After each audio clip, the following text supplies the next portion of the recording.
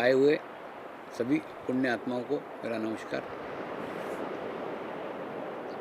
शिव बाबा ने केवल अपनी अनुभूति, अपना ज्ञान देकर अधिकृत किया, और अधिकृत करने वाले उस अधिकृत को ही देख कर के मेरे जीवन में अनेकों गुरु आए।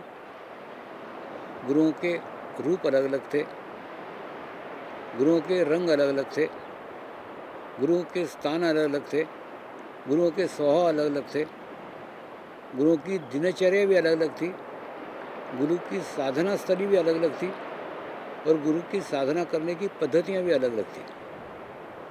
उसके बावजूद भी इतने सारे भेद होते हुए भी कभी मेरा चित्त उनकी साधना स्थली पे, उनकी साधना पद्धति पे, उनके स्वभाव पे, उनके रूप पे कभी भी नहीं गए।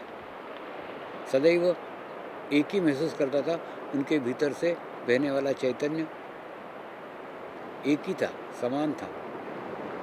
यानी गुरु का शरीर अलग अलग हो सकता है, गुरु की कार्य करने की पद्धति अलग अलग हो सकती है, गुरु की साधना स्थली अलग हो सकती है, गुरु की साधना भी अलग अलग हो सकती है, लेकिन उनके भीतर से बहने वाला तत्व समान होता है। वास्तव में शिव बाबा को मिलने के बाद में मेरी परमात्मा की खोज समाप्त हो गई।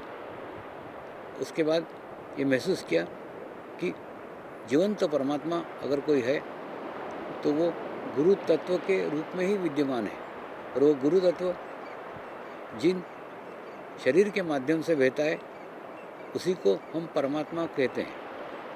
गुरुर ब्रह्मा, गुरुर विष्णु, गुरुर देवो महेश्वरा कहते हैं ना। गुरु साक्षात परब्रह्म तस्मै श्री गुरु नमः। इसका अर्थ क्या है? गुरु शरीर नहीं है, साक्षात परमात्मा है, साक्षात परमेश्वर है। तो गुरु का शरीर परमेश्वर नहीं है, यहाँ ध्यान देने की बात है। गुरु के भीतर से बहने वाली शक्ति परमेश्वर है, लेकिन उस शक्ति तक पहुँचने के लिए हमको शरीर की दीवार पार करना ही पड़ेगी। जब तक शरीर की दीवार पार नहीं करेंगे, जब तक हम उसको शरीर समझेंगे, तब तक हम उसके भीतर के बहने वाले चैतन्य तक पहुँच ही नहीं सकते। ये मेरा निजी अनुभव है। इसीलिए इतने सारे विवाद होते हुए, इतने सारे विभिन्न स्थान होते हुए, विभिन्न जगह होते हुए, विभिन्न बातें होते हुए भी कभी किसी भी गुरु के बाहरी आवरण पे कभी कोई चित्त नहीं रखा। सदैव भीतर की ओर चित्त रखा, अंदर की ओर चित्त रखा, और महसूस हुआ अंदर से बहने वाला परमानंद, अंदर से बहने वाला परमात्मा, अंदर से बहने वाला चैतन्य सब के बीच में से एक सा था।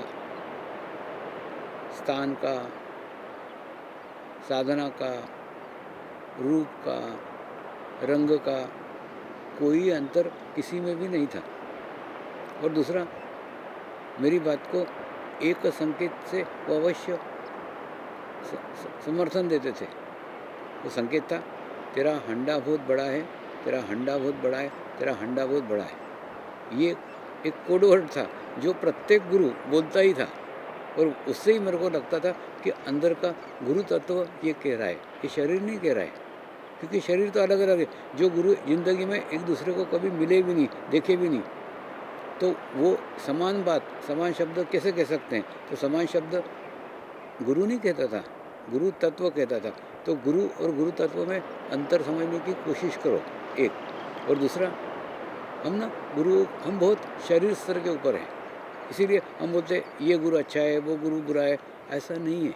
एक्चुअली गुरु कोई बुरा या अच्छा रहता ही नहीं। तुमको जो अच्छा लगे वो अच्छा, और जो बुरा नहीं अच्छा लगे वो बुरा, ये डेफिनेशन है। अब जैसे गुलाब के फूल है और मोगरे का फूल है, पारिजातक का फूल है, तो बगीचे में खूब सारे फूल है। अब तुमको अगर गुलाब पसंद है तो गुलाब, नहीं पसंद है तो मोगरा। तो कहने का मतलब क्या है कि प्रत्येक की पसंद है, तो तुम किसको कौन सा गुरु सूट हो वो अलग बात है। और दूसरा, सदैव याद रखो, गुरु कभी दो नहीं होते।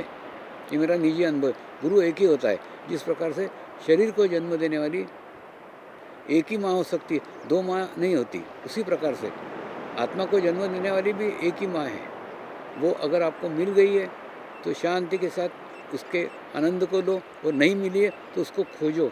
घर पे बैठे मत रहो जब तक आप इच्छा नहीं करोगे तब तक आपके जीवन में कभी भी आत्मा की माँ आएगी नहीं, और आ गई है तो फिर समाप्त हो गया। उसके बाद में फिर अंतर्मुखी हो जाओ, फिर भीतर की यात्रा करो, और भीतर की यात्रा करने बाद में तुम महसूस करोगे वो गुरु तत्व तुम्हारे में भी बहता है।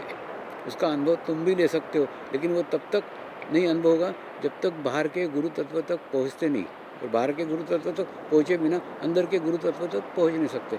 आप सभी भीतर के गुरु तत्व तक पहुँचो, ये मेरी शुद्ध इच्छा है। नमस्कार।